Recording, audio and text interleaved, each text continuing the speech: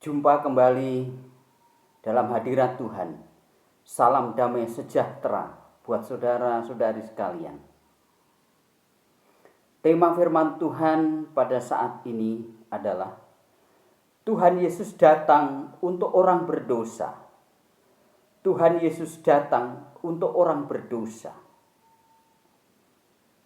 Firman-Nya berkata, "Aku datang bukan mencari orang benar, melainkan orang yang berdosa."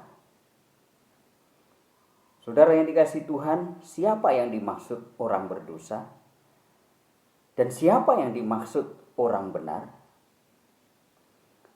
Menurut firman Tuhan yang sedang kita bicarakan, yang dimaksud orang berdosa adalah orang-orang yang sadar bahwa dirinya berdosa. Ini adalah orang-orang yang dicari oleh Tuhan Yesus. Orang-orang yang memerlukan pengampunan. Orang-orang yang memerlukan darah yang tercurah di atas kayu salib yang sudah dikerjakan oleh Tuhan Yesus. Darah yang sanggup mengampuni secara total, sempurna, dan menjadikan manusia suci di hadapan Allah. Saudara, dalam Alkitab dikisahkan contoh-contoh orang-orang yang berdosa ini. Misalnya, ada seorang yang disalibkan bersama Yesus. Ketika para prajurit Romawi menghujat Yesus, orang-orang yang banyak yang menyaksikan penyaliban Yesus menghujat, menghina, mengolok-olok. Tetapi satu orang yang disalib bersama Yesus ini, dia berkata kepada Tuhan, "Tuhan, jikalau Engkau masuk ke dalam Firdaus, jangan tinggalkan aku." Maka Tuhan Yesus berkata kepada orang ini, "Anakku, hari ini juga engkau akan ada bersama-sama dengan aku di dalam Firdaus." Contoh yang kedua, saudara, Raja Daud. Daud adalah orang yang berdosa. Dia pernah berzina, bahkan membunuh. Perbuatan yang keji. Tapi saudara, Raja Daud bertobat, menyesal, mengaku bahwa dirinya berdosa di hadapan Tuhan. Dan Tuhan berkenan, dan Tuhan mengampuni. Contoh yang lain, saudara, ada seorang wanita yang ketahuan berbuat zina. Maka mereka beramai-ramai dibawa ke hadapan Tuhan Yesus. Orang-orang mau melempari perempuan itu dengan batu, mau merajam perempuan itu dengan batu. Tapi Tuhan berkata, "Siapa yang tidak berdosa, silahkan melempar untuk yang pertama kepada wanita itu." Saudara yang dikasihi oleh Tuhan Yesus, firman Tuhan berkata, "Sekalipun dosamu merah seperti kirmisi, sekalipun dosamu merah seperti kain kesumba, akan dijadikan putih seperti bulu domba, akan dijadikan putih seperti kapas." Allah, Tuhan Yesus adalah Allah yang adil dan setia. Setia kepada firman-Nya. Karena firman-Nya ya dan amin, kekal untuk selama-lamanya. Adil artinya melakukan apa yang sudah difirmankan itu dengan adil, yaitu mengampuni orang yang datang dan bertobat kepada Dia. Itulah saudara, orang berdosa yang dimaksud oleh firman Tuhan adalah orang-orang yang merasakan dirinya berdosa dan dia memerlukan pengampunan oleh Tuhan Yesus Kristus. Berikutnya saudara yang dikasihi Tuhan, siapakah yang dimaksud orang benar? Yang dimaksud orang benar adalah orang yang tidak menyadari bahwa dirinya berdosa, bahwa dirinya bersalah. Orang-orang ini tidak memerlukan Tuhan Yesus. Orang-orang ini merasa hebat untuk berbuat baik, merasa hebat untuk menjadi sempurna dan bisa masuk ke surga dengan perbuatannya sendiri. Maka mereka merasa benar dan tidak memerlukan Tuhan Yesus. Mereka sok benar, bahkan merasa paling benar. Mereka sok suci, merasa paling suci. Suka menuding-nuding orang lain yang bersalah, tapi dirinya adalah orang yang benar. Bahkan saudaraku, orang lain pun sulit menemukan kesalahan kepada mereka. Karena mereka bisa membungkus dirinya dengan bungkusan yang rapi dan indah, tetapi dalamnya tidak bisa dikenali. Di dalam Alkitab dikisahkan secara nyata dan jelas, saudara, ada orang-orang yang merasa benar dan suci ini. Mereka disebut sebagai orang-orang Farisi dan ahli-ahli Taurat. Ya, bahkan bagian dari imam. Nah, siapa orang Farisi? Siapa ahli Taurat, saudara? Di dalam Alkitab disebutkan adalah suatu golongan para rabi dan ahli Taurat.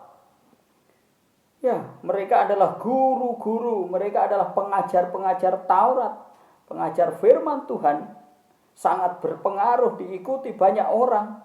Semua orang hormat kepada mereka. Bahkan mereka berpegang kepada Taurat Tuhan. Tapi perlu dicatat, saudara, mereka berpegang juga kepada adat istiadat nenek moyang yang tidak bisa dilepaskannya.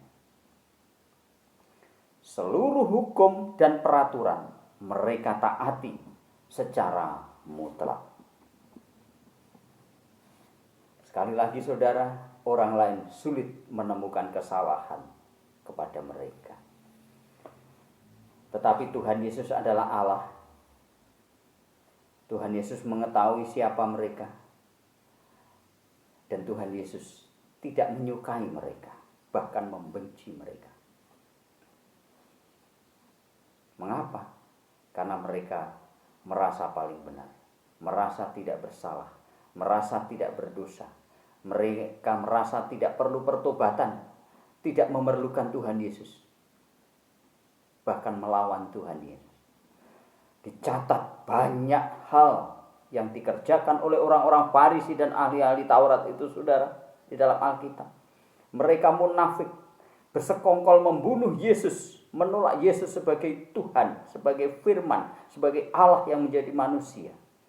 Mereka mencobai Yesus. Disebutkan mereka buta secara rohani, ahli-ahli kitab. Tetapi hanya di kepala saja, hanya di otak saja, tetapi tidak memiliki iman, tidak memiliki pengenalan akan Allah yang benar. Tidak tahu siapa Allah yang benar itu. Suka menebarkan kebencian, menebarkan ragi, pengaruh-pengaruh yang sesungguhnya beracun, pengaruh-pengaruh jahat untuk melawan kebenaran. Mereka adalah orang-orang yang suka bersungut-sungut kepada Tuhan Yesus, menolak maksud firman Allah. Mereka mencemooh Tuhan Yesus, menghina dan merendahkan Tuhan Yesus. Siapa Yesus itu? Kan hanya anaknya tukang kayu. Mereka tidak bisa mengenal bahwa Yesus adalah Tuhan, Yesus adalah Allah yang benar. Saudara, makanya Tuhan Yesus sangat membenci dan mengutuk mereka. Di dalam Alkitab dikatakan, saudara, di dalam Injil Matius pasal 23. Di sana secara panjang lebar Tuhan berkata-kata kepada mereka. Saya akan bacakan saudara, Matius pasal 23. Ayat 13, celakalah kamu ahli-ahli Taurat dan orang-orang Farisi.